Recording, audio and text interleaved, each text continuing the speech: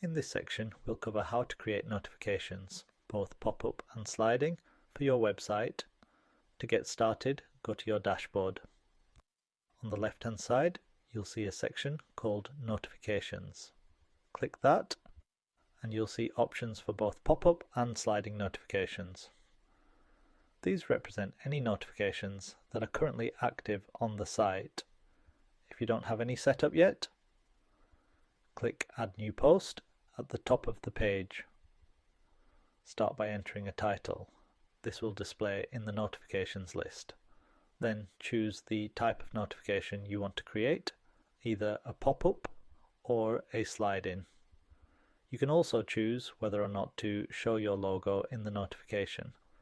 Next, enter the notification details, add a title, add a subtitle. You also have access to a rich HTML editor. This is useful for adding elements like images, videos, or formatted text.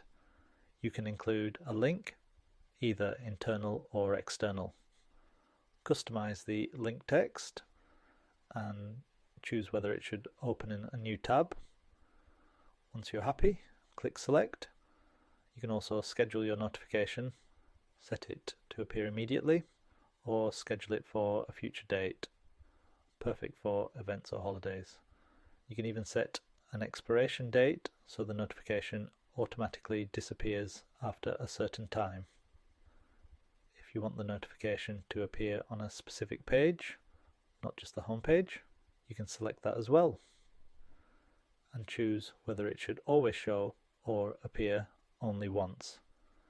Once everything is set, click Publish. Now go back to your site, navigate to the page where the notification should appear, like the About Us section, and you'll see the new pop-up notification live on the page. To create a sliding notification, go back to the same post, change the type from pop-up to slide-in. Because slide-in notifications have a more compact layout, any HTML content you previously added will be cleared out. Go ahead and enter your new content, then choose the position, like bottom right, bottom left, and so on.